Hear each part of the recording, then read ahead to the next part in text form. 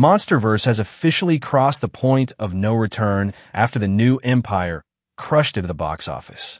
Legendary and Warner proved this isn't just a side experiment anymore. It's a living, breathing cinematic universe that's only getting bolder. And what's fascinating is how quickly the studio's entire mindset shifted. Not long ago, after Godzilla, King of the Monsters underperformed, there were whispers that the whole shared universe could collapse. Some execs even considered pivoting back to smaller solo films. But then Godzilla vs. Kong hit in 2021, and suddenly everything flipped. It shattered expectations, and the new empire doubled down on that success.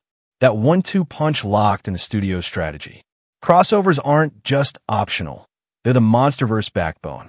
But Legendary knows this universe can't just survive on big monster brawls alone. They've already seen what happens when spectacle outweighs story. Fans want substance, characters with arcs, conflicts that matter, and mythology that feels earned. Producer Mary Parent confirmed in interviews that the team is committed to pushing deeper into story. These blockbusters cost a fortune, but she pointed out that the bigger and bolder they go, the more fans show up, especially if there's something emotional at the core. That's why all eyes are on what comes next. Director Adam Wingard gave Kong a full emotional journey across the last two movies, while Godzilla almost became a background player. Even Monarch, the Apple TV series, didn't completely fix that imbalance. Now, the plan is to swing the spotlight back toward the King of the Monsters with a solo project that reestablishes him as the heart of this saga.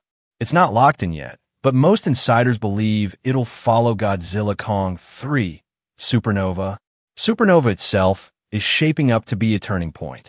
Legendary brought in Grant Sputor, the filmmaker behind the sci-fi drama I Am Mother, and that choice signals a tonal shift.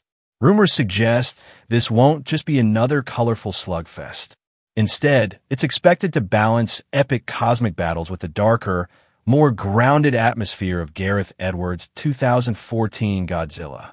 Insiders say that even though the villain might be Space Godzilla, the vibe will lean toward primal dread and realism, dialing back the cartoonish chaos of the new empire. If true, this could be the most atmospheric Monsterverse entry yet, blending cosmic spectacle with weighty emotion. The March 26, 2027 release date makes Supernova the only Monsterverse movie confirmed for that year. But the space setting is more than just raising the stakes. In Toho's history, Godzilla has always brushed against the cosmic, whether through foes like Monster X or Space Godzilla. Moving into space unlocks a whole arsenal of legendary villains.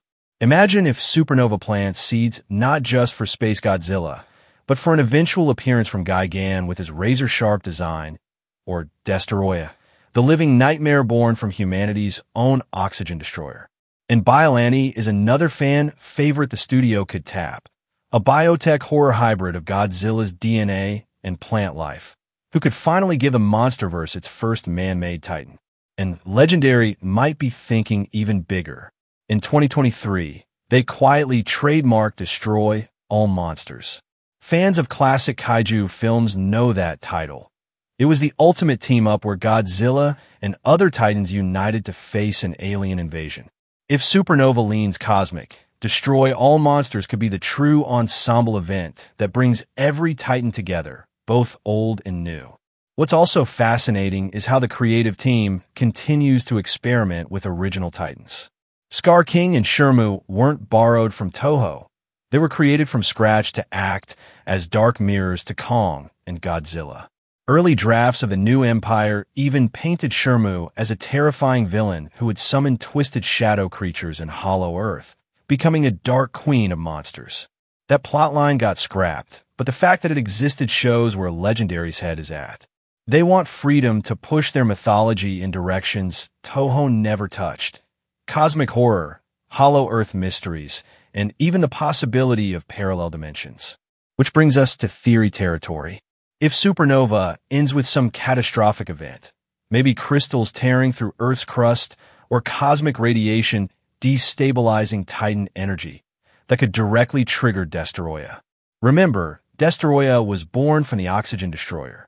In this version, He could evolve out of the fallout from supernova's climax, a mutation awakened by the very forces humanity can't control.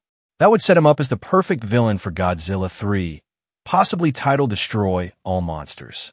And narratively, it works.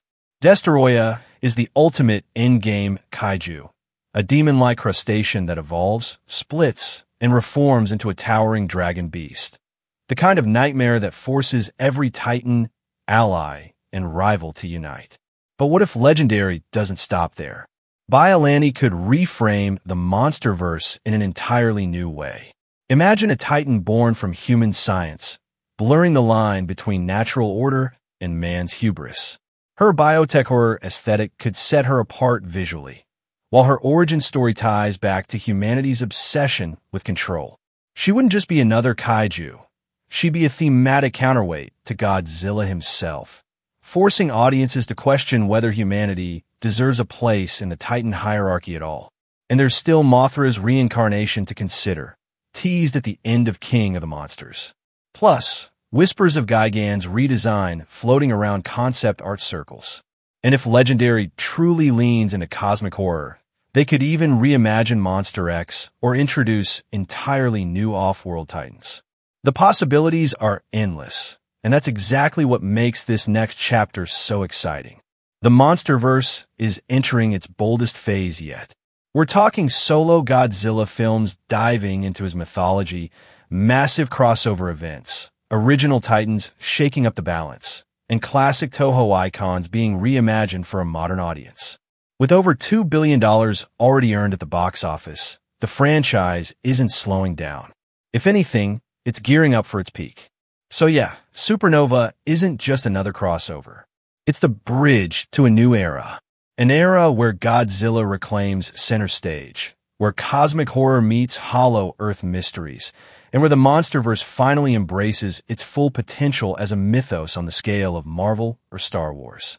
Whether it's Destroyah rising from the ashes, Biollante spreading her roots into the story, or brand new titans rewriting the rules, the future has never looked more colossal. And if Legendary plays it right, the next decade of the Monsterverse could be its golden age, darker, bolder, and more unforgettable than ever before. One big topic that fans keep bringing up is the possible return of the Oxygen Destroyer. This weapon was teased back in King of the Monsters, and it's one of the deadliest anti-Titan technologies in the entire franchise. If Legendary decides to bring it back, Godzilla could once again face a man-made threat rather than just another kaiju. It would also tie the new movie back to the darker roots of the franchise, where humanity's own creations end up being just as dangerous as the monsters themselves.